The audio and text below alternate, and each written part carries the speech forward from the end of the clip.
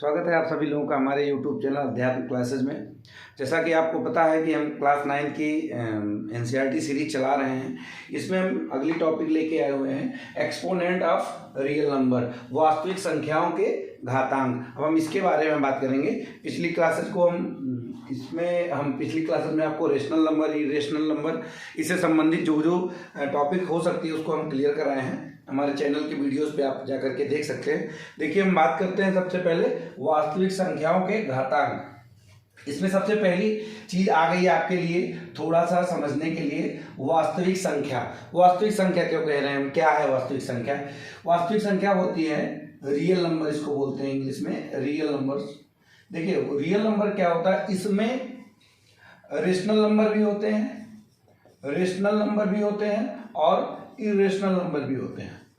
मतलब ऐसी संख्या जिसमें रेशनल नंबर और इरेशनल नंबर का कॉम्बिनेशन हो, वही हमारी रियल नंबर होगा। इसीलिए हम इस टॉपिक का नाम ही दिया हुआ है वास्तविक संख्याओं के घातांक या एक्सपोनेंट्स ऑफ रियल नंबर। तो उसमें हम रेशनल नंबर के घात के बारे में भी पढ़ेंगे और इरेशनल नंबर के घात के बारे में पढ़ेंगे। तो देखिए, घात से को मतलब एक्सपोनेंट्स को समझाने के पहले हम कुछ चीज़ें आपको लेके चलते हैं।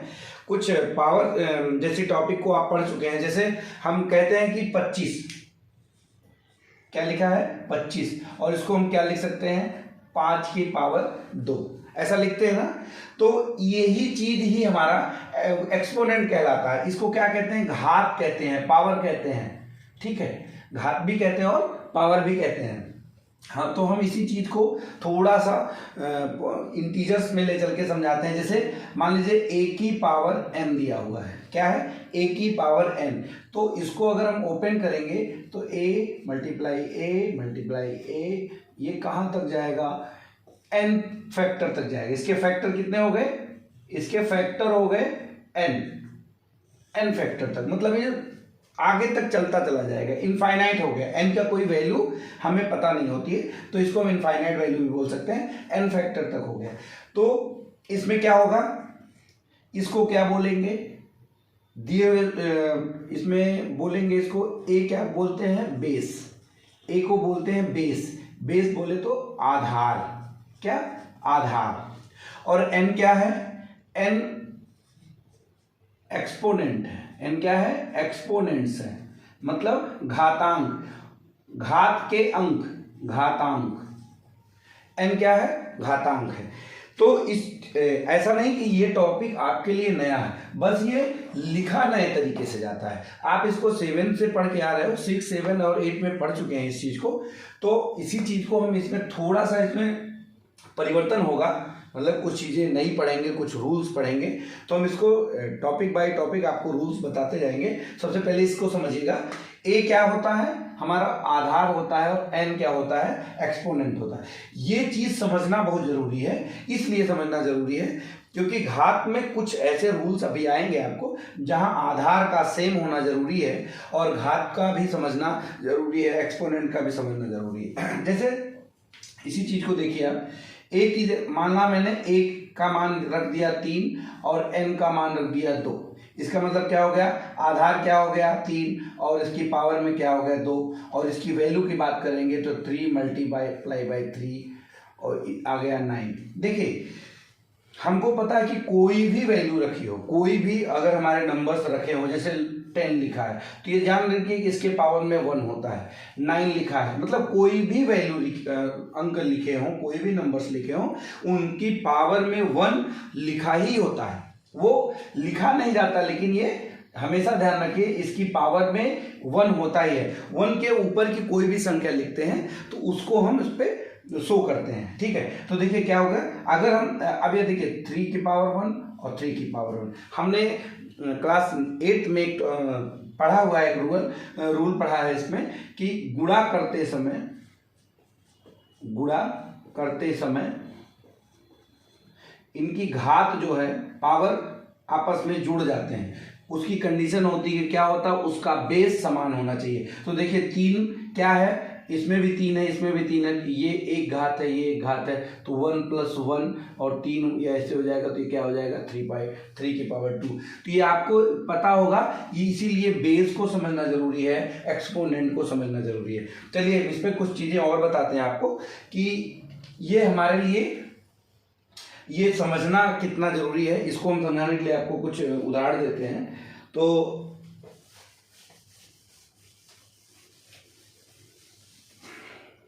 जैसे लिखा है 3/2 की पावर 3, तो इसको क्या करेंगे 3/2 मल्टीप्लाई बाई 3/2 मल्टीप्लाई बाई 3/2। देखिए सबकी घात में 1 है, हमने क्या बोला कोई भी नंबर्स लिखे, कोई भी नंबर लिखे हो सबकी पावर में 1 होता है। देखिए गुणा करते समय घात सबकी ऐड हो जाएगी, तो हम आपस में मल्टीप्लाई कर देंगे, तो 3 3 जा 9, 9 3 जा 27 हो गया, और ये हो गया 2 2 जा 4, 4 2 जा 8, तो ये क्या हो गया, इसका डायरेक्ट वैल्यू हो गई 3/2 की पावर 3, इसका वैल्यू आ गई 27/8। ये हमारा ये क्यों हुआ, क्योंकि इसके ये हमारे एक वो है रेशनल नंबर है, और रेशनल नंबर की पावर में 3 दिया हुआ, हमने आपस में उनका मल्टीप्लाई किया और इसका मान लिया गया।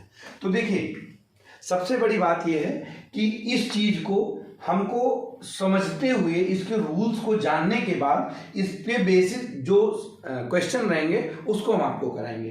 तो मैं ये चाह रहा हूं कि इस पे हम कुछ चीजें आपको और बता दें, तो बाकी इसके जो बेसिक लॉ होंगे उसको हम नेक्स्ट वीडियो में बताएंगे। जैसे देखिए कुछ क्वेश्चन देते हैं, आपको समझ में आएगा। जैसे 2 की पावर 3, तो क्या लिख देंगे 2 × 2 × 2, ऐसे लिख दिया 4 की पावर 2, तो क्या लिख देंगे 4 × 4, ऐसे लिख देंगे 3/4 की पावर 3, तो क्या लिख दिए 3/4 मल्टीप्लाई बाई 3/4 मल्टीप्लाई बाई 3/4। देखिए ये क्या हो गया, 3 हमारा क्या है, इसमें पावर है, बेस क्या है 2 है, इसमें 3 और 2 क्या है एक्सपोनेंट है, और 4 क्या है बेस है, इसमें बेस क्या है 3/4 और इसका एक्सपोनेंट कितना है 3 है।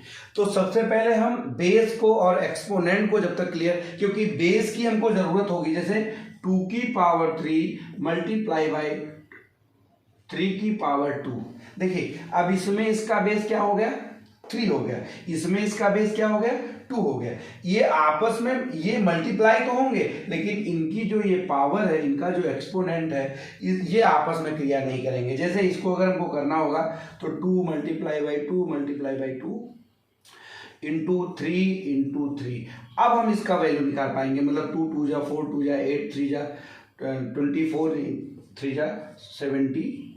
अब इसकी वैल्यू निकाल, अगर इसी तरीके से हमको डायरेक्ट चीजें लिखी हुई हो कि 2 की पावर 3 मल्टीप्लाई बाई 2 की पावर 2, तो हम डायरेक्ट, क्योंकि इसका बेस समान हो गया, तो हम लिख देंगे 2 की पावर 3 + 2 क्या हो गया 2 की पावर 5, और 2 की पावर फटाफट हम मल्टीप्लाई कर लेंगे 2 × 2 × 2 × 2 × 2, क्या हो गया 3 2 5, 2 दूना 4 दूना 8 दूना 16 दूना 32, क्या हो गया वैल्यू 32। आधार बेस का समान होना, आधार का समान होना कितना जरूरी है, आपको इन दोनों सवालों के कंपेयर से आप समझ पाए होंगे।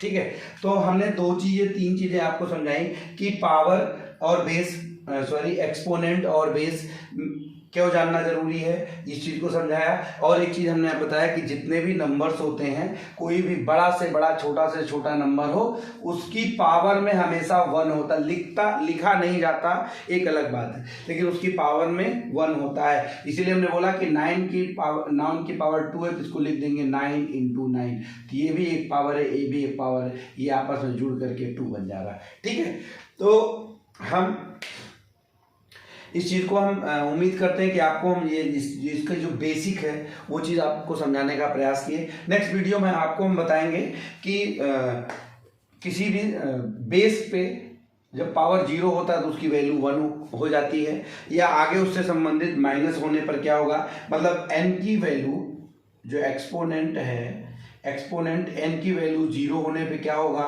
-1 होने पे क्या होगा, क्योंकि 2, 3 पे तो आप समझ चुके हैं। तो हम उम्मीद करते हैं कि ये जो हम इस टॉपिक का बेसिक पॉइंट आपको क्लियर कराए हैं ये आपको समझ में आया होगा, और इसको एक बार आप समझिएगा। अगली वीडियो में इस चीज़ को हम और बृहद तरीके से समझाएंगे और इसके जो रूल्स होंगे उस रूल को भी क्लियर कराएंगे, तो आपको ज़्यादा समझ में आएगा। उम्मीद करते हैं आपको समझ में आई होगी मेरी बात। अब हमसे जुड़े रहिए, हमारे चैनल को लाइक करिए, सब्सक्राइब करिए, और उम्मीद करते हैं कि 9th 10th के बच्चे को ज़रूर आप शेयर करेंगे हमारे चैनल को, जिससे उनको प्रॉपर फायदा। अभी हम 10th की क्लासेज नहीं शुरू किए हैं, लेकिन 10th की क्लासेज हम जल्दी शुरू करेंगे। ठीक है, बहुत बहुत धन्यवाद। जय हिंद।